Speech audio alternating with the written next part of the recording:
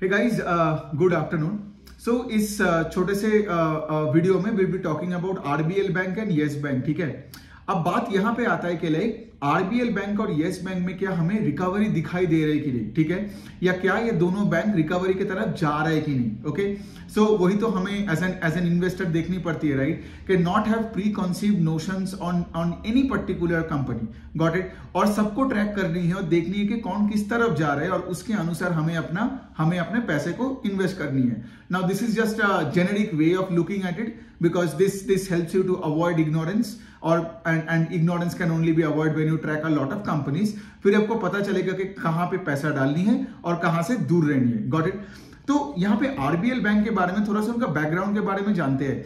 I think it was in 2021 जब उनका जो एमडी सीईओ था वो विश्ववीर आहूजा करके एक बंदा था, तो he went on a medical leave and उसके बाद से क्या हुआ, पूरा एक आरबीएल बैंक के मतलब नाम पे एक र्यूमर फैल गया कि बैंक का फाइनेंशियल कंडीशन अच्छा नहीं है, बैंक का बैलेंस शीट का कंडीशन अच्छा नहीं है। एंड देन कुछ ही दिनों बाद एक नया न्यूज आता है कि रिजर्व बैंक ऑफ इंडिया ने एक डायरेक्टर के रोल पे आरबीआई का ही एक बंदे को भेजा to be on the board of RBL bank, just to see के लिए कोई प्रॉब्लम्स हो रहा है कि नहीं, ठीक है।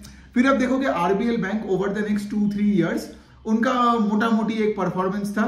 And I can tell you back in December 2023 which is probably I think आज से 4 महीने पहले, when finally RBI was satisfied at the condition at RBL bank, और अपने वो जो डायरेक्टर बिठाया था वहां पे बोर्ड में RBL बैंक के, उनको बोला कि अभी और जरूरत नहीं है, आप आ जाओ। सो अगर आरबीआई ने अपने एक कोई डायरेक्टर को, एक बंदे को आरबीएल के बोर्ड से बोलता है कि आप वापस आ जाओ, मतलब यही एक इंडिकेशन है कि आरबीआई का कोई कैपिटल एडिक्वेसी का सही में कोई प्रॉब्लम है नहीं, या फिर बैलेंस शीट में कोई प्रॉब्लम है नहीं, वरना वो तो बोर्ड में बैठा ही रहता। So that was that first sign. So when RBI remove that guy from the board of RBL bank, that was when I was a bit interested in the bank, और उसके साथ मैंने उसको ट्रैक करने लगा। और फिर आप देखोगे Q3 का भी इनका नंबर्स बहुत ही अच्छा आया था, मतलब इनका एसेट क्वालिटी, Q3 मतलब मैं लास्ट क्वार्टर का बात कर रहा हूं, फिर अब ऑफ कोर्स हम Q4 का बात करेंगे।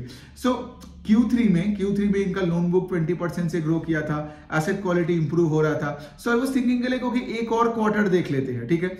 और उस टाइम पे वो स्टॉक था बिलो बुक वैल्यू में, बिकॉज देखिए मार्केट में ना कोई भी फाइनेंशियल में अगर थोड़ा सा भी कुछ प्रॉब्लम आता है तो लोग उसके साथ मतलब ऐसे फ्रॉड को लिंक कर लेते हैं, प्रॉब्लम कर लेते हैं, and it make sense as well because financials तो एकदम हाईली लेवरेज बिजनेस होते हैं ना, राइट। उनका खुद का कैपिटल थोड़ी होता है, बहुत कम होता है, वो दूसरों का डिपॉजिट का पैसा लेके वो लेंड करते हैं। तो वहां पे अगर 19-20 भी हो जाता है तो पूरा इक्विटी बेस गायब हो सकता है, जो आपने येस बैंक में देखा था। So the point I am trying to make इसके लाइक, जब से आरबीआई ने आरबीएल बैंक के बोर्ड से वो अपने बंदे को हटा दिया, तो उसके बाद Q3 का नंबर्स भी अच्छा आया, ठीक है। जैन का बात कर रहा हूं, और अभी अगर मैं Q4 का बात करूं तो दैट पर्टिकुलर ट्रेंड कंटिन्यूज। मतलब अगर मैं उनका नंबर्स बताऊं, उनका लोन बुक 20% से ग्रो किया, which is pretty good, right. आप देखोगे बहुत बैंक्स का 20% का लोन बुक नहीं है। दूसरे साइड में आप देखोगे deposit grew 22%। So in a time when आज interest rates are going up, collecting deposits और वो भी 22% का ग्रोथ में इज नो मीन फीट, तो वो भी अच्छा किया। अब आप मुझे बोलोगे कि लाइक बैंक का कासा रेशियो में क्या हो रहा है। देखिए कोई भी बैंक का अगर कासा रेशियो बहुत घट जाता है, मतलब कस्टमर्स उस बैंक को ट्रस्ट नहीं करता है। CASA means current and savings account, ठीक है। तो सोचिए अगर आपको पता नहीं है कि वो बैंक कौन है, कहां से उठ के आया है, या उसमें कोई प्रॉब्लम हो रहा है, आप आपका लाइफ लॉन्ग सेविंग्स अकाउंट तो वहां पे नहीं खोलेंगे, राइट। या दूसरे साइड में अगर आप एक बिजनेस चला रहे हो तो आपका करंट अकाउंट आप वहां नहीं खोलोगे, गॉट इट। लेकिन आरबीएल बैंक का एक चीज मैंने देखा कि पिछले क्वार्टर से Q3 से Q4 में उनका कासा का percentage has also gone up. I think it was around 33% Q3 में, और अभी 35% हो गया। तो डिपॉजिट भी बढ़ा 22%, and the CASA percentage to total deposits का नंबर भी हैज गॉन अप। इसका मतलब क्या है कि सब कुछ तो धीरे धीरे मतलब सही हो रहा है फॉर द बैंक। अच्छा, फिर उसके साथ अगर मैं एसेट क्वालिटी का बात करूं, so the gross NPA number is only 2.6%, और ये नंबर भी on a YOY level has improved, ठीक है। प्रोविजन कवरेज रेशियो इज 72% है। सो पीसीआर अगर 70% के ऊपर है, मतलब the bank is well provided for. जितना भी आपका जो ग्रॉस एनपीए है उसका 72% ऑलरेडी प्रोवाइडेड है बैंक के पास, ठीक है। तो कोई प्रॉब्लम है नहीं।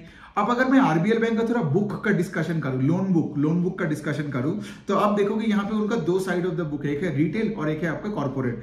और रिटेल में भी अगर आप देखोगे ये लोग अनसिक्योर्ड रिटेल में इनका एक बहुत बड़ा हिस्सा है, जैसे credit card, personal loan, micro finance, and then of course आप देखोगे अभी अभी पिछले 2 साल में आरबीएल बैंक अब मतलब ये हाउसिंग फाइनेंस लोन को बढ़ाने में बहुत ही पुश कर रहा है, ठीक है। सो इसका क्या मतलब, सिंस ये अनसिक्योर्ड था, ठीक है, फिर वो अफवाह फैल गया था, फिर वो सीईओ चला गया था, इसी वजह से आपने देखा होगा कि आरबीएल बैंक का स्टॉक एकदम धड़ाम से गिर गया था, ठीक है। लेकिन for the past 1.5 to 2 years bank ने अपने आप को संभाला, अपना रेपुटेशन ना। देखिए मेरा पॉइंट ये नहीं है कि मैं कुछ कॉमेंट्री मारूं कि आगे जाके सब ठीक हो जाएगा, नहीं हो जाएगा, बट मुझे लगता है कि पिछले 2 क्वार्टर से आरबीएल बैंक का नंबर सही हो रहा है। आरबीआई ने वो बंदे को भी हटा दिया आरबीएल बैंक के बोर्ड से, so that's also another indication. So I can probably trust these numbers more now than say for example जब वो नंबर लाता था तो मुझे तब लगता था अरे क्या ये नंबर सही है, and there were a lot of rumors in the market about RBL bank का ये जो क्रेडिट कार्ड का पोर्टफोलियो, सबको लगता था कि इसका bad loans are way higher than what they are reporting, ठीक है। तो ये सब चीजें चल रहा था पिछले 2-3 साल में, and as a result the stock plummeted, it fell and all that. लेकिन आज जब सिचुएशन थोड़ा करके इंप्रूव हो रहा है, तो इसलिए मैं ये वीडियो में आरबीएल बैंक पे थोड़ा ज्यादा फोकस करके आज बात कर रहा हूं, ठीक है। तो ये हो गई बात। इवन बैंक ने क्या किया, अगले 2 साल का गाइडेंस भी दिया। इन्होंने ये भी बताया कि अगले 2 साल में हम अपना लोन बुक को 20% प्लस रेट से ग्रो करेंगे। अगर आप देखोगे हमारे देश में जो बैंकिंग का पूरा जो सिस्टम है 20% प्लस ग्रो बहुत ही कम बैंक्स कर रहे हैं, ठीक है।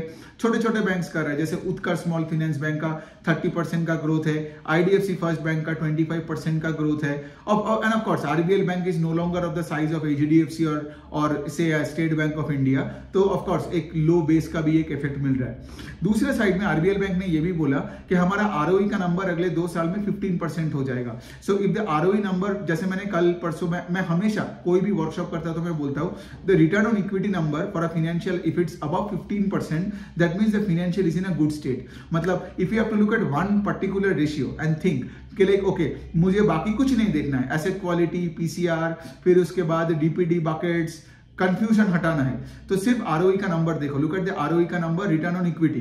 सो इफ द आरओई का नंबर इज नॉर्थ ऑफ 15% के अगर ऊपर है, इसका मतलब कि ये जो सारे पैरामीटर्स मिला के बैंक वो पर्टिकुलर फाइनेंशियल का सिचुएशन अच्छा ही होगा।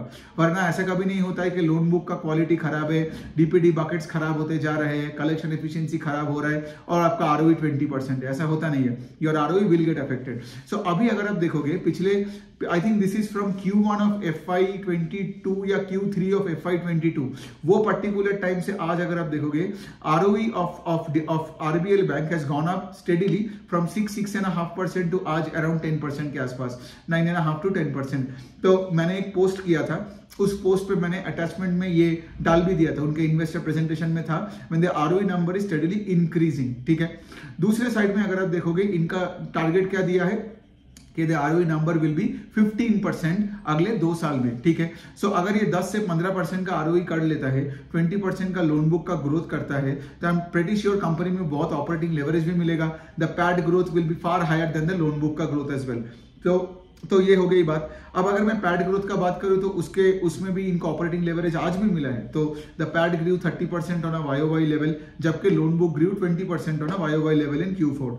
सो this is a bank that आज भी अगर आप देखोगे कि कुछ 1.2 टाइम्स बुक में ट्रेड हो रहा है, ठीक है। So the deal might not be that bad. Having said that ये फिनेंशियल है और जनरली कोई भी फिनेंशियल में रिकवरी का खेल बहुत डिफिकल्ट होता है, ठीक है। अगर ये नॉन फिनेंशियल होता, लेट्स से कोई अगर ऑटो कंपनी होता या कोई एक ऑटो एंसिलरी होता या फिर कोई ज्वेलरी कंपनी या कोई रिटेल का कोई कंपनी होता, तो वहां पे let's say loss to profit का खेल खेलना आसानी होता है। लेकिन यहाँ पे फिनेंशियल्स में इट्स वेरी डिफिकल्ट, बिकॉज कल इसका इधर से उधर फिर से कुछ हो जाएगा और प्रॉब्लम आ जाएगा।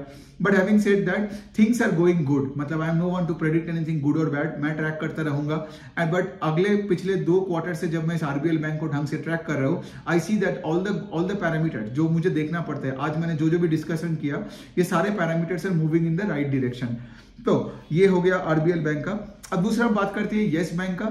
येस बैंक का भी अभी धीरे धीरे करके थोड़ा करके रिकवरी दिख रहा है, ठीक है। येस बैंक का तो और भी बुरा हालत हो गया था। अगर आरबीएल बैंक में थोड़ा इधर उधर प्रॉब्लम निकला था येस बैंक में तो छोड़ ही दो, पूरा एकदम सुनामी आ गया था, ठीक है। तो मैं उस सब चीजों पे और पुराने बात करके कोई फायदा है नहीं, तो हम डायरेक्टली Q4 का बात करते हैं। अभी अब देखोगे येस बैंक का एसेट क्वालिटी इंप्रूव हो रहा है, बिकॉज जब भी कोई येस बैंक का बात करता है तो सबको क्या लगता है कि लोन बुक में बहुत प्रॉब्लम्स है, अब दिखाता नहीं है, या फिर प्रॉब्लम्स है और प्रॉब्लम्स दिखा रहे, कोई पॉसिबिलिटी नहीं है ठीक होने का। करेक्ट। तो अगर अब येस बैंक, आरबीएल बैंक, इन सब में मैं एसेट क्वालिटी को सबसे पहले देखता हूँ, ठीक है। जबकि से फॉर एग्जाम्पल जब मैं एचडीएफसी बैंक खोलता हूँ तो मैं देखता हूँ कि उनका प्रॉफिटेबिलिटी मैट्रिक्स और आरओई मैट्रिक, गॉट इट। तब मैं उनका थोड़ा बहुत देखता हूँ कि दूसरे मैट्रिक, बिकॉज क्या हुआ ना, इतने दिनों से अगर आप कोई पर्टिकुलर सेक्टर को ट्रैक करोगे ना, कुछ कंपनीज ऐसे ही होते हैं जिसका खोल के आप सबसे पहले पीपीटी में देखते हो, भाई जीएनपीए का नंबर बता, पीसीआर का नंबर बता, क्रेडिट कॉस्ट का नंबर बता। सो येस बैंक में एसेट क्वालिटी इज इंप्रूविंग, तो दैट्स अ गुड साइन। तो इनका अगर आप मैं आपको नंबर बताऊं, आई गेस मैंने यहाँ पे कहीं पे लिखा था, हाँ 1.7% है उनका जीएनपीए नंबर। लास्ट ईयर में Q4 में द जीएनपीए नंबर वाज 2.2%। दूसरा पॉइंट ये है कि जैसे आप देखोगे एक अच्छे फाइनेंशियल का आरओई का नंबर हैज टू बी 15% और मोर, और ग्रेजुअली गोइंग टुवर्ड्स 15%, राइट। तो that is also a good sign कि अगर आप 15% के आसपास जा रहे हो। दूसरे साइड में the ROA number has to be around 1.5 to 2%, मैंने हमेशा वही देखा है। तो यहाँ पे अभी देखोगे येस बैंक में बहुत सारे तो प्रॉब्लम्स है, लेकिन आरओए का नंबर इंप्रूव हो रहा है। इस क्वार्टर के एंड में Q4 में द आरओए नंबर इज 0.5%, जबकि इन Q3 इट वाज 0.2%, राइट। और मैनेजमेंट ने वो पीपीटी में बताया भी है कि आगे जाके उनका काम ही होगा कि आरओए को पुश करके 1% के आसपास लेके जाए, ठीक है। सो येस बैंक में आपको समझ में आ गया कि 0.5% का ROA still looks bad, but having said that कि रिकवरी अगर हो रहा है तो बुरी बात नहीं है ना। बिकॉज मार्केट में क्या होता है ना, मार्केट में जो बुरा कंपनी भी रिकवर करता है तो उसका स्टॉक बढ़ता है, ठीक है। मैं येस बैंक का स्टॉक बढ़ेगा वो रिकमेंड नहीं कर रहा हूं, लेकिन you are getting the point here, right. जबकि एक कंपनी जो बहुत अच्छी है लेकिन उसका ग्रोथ नहीं आ रहा है तो स्टॉक वही पड़ा रहता है। लेकिन एक बुरा कंपनी में अगर आप रिकवरी देखते हो तो उसमें अगर पैसा डालते हो तो पैसा बनता है, राइट। इसलिए जो बिगिनिंग ऑफ द कॉल में मैंने वही बोला ना कि लाइक हमें कोई भी कंपनी में मतलब प्री मेडिटेटेड जजमेंट नहीं रखना है कि ये खराब है तो कभी नहीं देखेंगे, ये अच्छा है तो सिर्फ इसी में मरे पड़े रहेंगे, गॉट इट। सो पॉइंट यहाँ पे कि पैसे बनाने का बहुत डिफरेंट तरकीब होता है स्टॉक मार्केट में। सो बात यहाँ पे है कि लाइक आज आप देखोगे कि लाइक इनका आरओए का नंबर बढ़ रहा है, एसेट क्वालिटी इंप्रूव हो रहा है, लेकिन और हाँ यहाँ भी है कि येस बैंक का भी जो डिपॉजिट का बेस है दैट वेंट अप 22% और उनका भी कासा का परसेंटेज बढ़ा है, ठीक है, जस्ट लाइक आरबीएल बैंक। तो अगर आपका कासा परसेंटेज बढ़ता है QOQ और आपका अगर deposit base 20, I think yes bank बहुत क्वार्टर के बाद उन्होंने अपना YOY level in a quarter अपना डिपॉजिट को 20% से बढ़ाया, ठीक है। लेकिन अभी दूसरे साइड में अगर आप देखोगे इनका लोन बुक का पेस ऑफ ग्रोथ उतना अच्छा नहीं है, 12-13% के आसपास होगा, 11-12% होगा। So they need to work on that. I think they recovering ना धीरे धीरे करके, तो वो ग्रोथ इंजन पे फोकस नहीं कर पा रहे। अभी पूरा वो घर साफ करने में ही तो इनका इतने साल लग गया है ना। दूसरा पॉइंट ये है कि अगर आप येस बैंक देखोगे, येस बैंक में आपका जो प्रॉफिटेबिलिटी मैट्रिक्स है, मतलब नेट इंटरेस्ट इनकम, फिर पीपीओपी मतलब है operating profits before provisions and taxes, okay, यहां पे ग्रोथ नहीं आ रहा है, ठीक है। तो I think PPOP grew 1%, net interest income grew 2% and all that. सो जैसे मैंने बताया, right, yes bank is busy cleaning up its house, right, लेकिन अभी तक वो ग्रोथ फेज में नहीं गया, बट डिपॉजिट का नंबर गोइंग अप, फिर उसके बाद एसेट क्वालिटी का नंबर इंप्रूविंग, एंड उसके साथ साथ CASA going up are actually encouraging signs. To be very honest, they are encouraging signs of yes bank, ठीक है। तो ये है बात। और दूसरे साइड में अगर आप देखोगे येस बैंक का जो प्रॉफिट आफ्टर टैक्स है दैट ग्रीव 123%। तो ऐसा कैसे हुआ कि जब आपका इनकम नहीं बढ़ रहा है, मतलब आपका operating profits are not growing, how is PAT doubled? How did PAT more than doubled? The answer यही है कि लाइक बिकॉज उनका प्रोविजंस घट रहा है अभी, ठीक है। प्रोविजंस घट रहे हैं मतलब जैसे मैंने बोला कि लाइक येस बैंक में तो पहले बहुत सारे बैड लोन्स को रीपैकेज किया, ये किया वो किया, तो अभी क्या हो रहा है ना, धीरे धीरे करके बैड लोन्स का परसेंटेज टू टोटल बुक घट रहा है। So going forward also they need to do less provisions. तो जितना कम प्रोवाइड करोगे इनकम स्टेटमेंट में उतना कम प्रेशर आएगा, तो आपका पैट में बूस्ट मिलेगा, करेक्ट। दूसरे साइड में इनका कुछ इनकम टैक्स का गेन था, समथिंग लाइक दैट, और उसके वजह से भी इनका एक पैट का एक ग्रोथ था, ठीक है। तो येस बैंक को भी धीरे धीरे करके इंप्रूव हो रहा है। आरबीएल बैंक ऑफ कोर्स मुझे बेटर लगता है then yes bank of course, because उनका लोन बुक का ग्रोथ रेट अच्छा है, मच बेटर है, और उसके साथ साथ आज अगर आप देखोगे आरबीएल बैंक ने गाइडेंस दिया 20% का ग्रोथ होगा, आरओई मेरा ये होगा। येस बैंक को उस तरीके से कोई गाइडेंस देता नहीं है। अब देखते हैं दोनों का जब कॉन कॉल पढ़ूंगा तो I guess will get a better clarity, because here the game starts के लिए अभी FY25 में तुम लोग क्या सोच रहे हो, क्या कर रहे हो, वो हमें कॉन कॉल में ही मिलेगा, राइट। ये तो चलो कल सब मतलब इन दोनों का रिजल्ट आया तो पीपीटी पढ़ा मैंने और इनकम स्टेटमेंट और डॉक्यूमेंट्स देखा और मैंने ये वीडियो बनाया। जब कॉन कॉल पढ़ूंगा I will make another video and bring it out to you.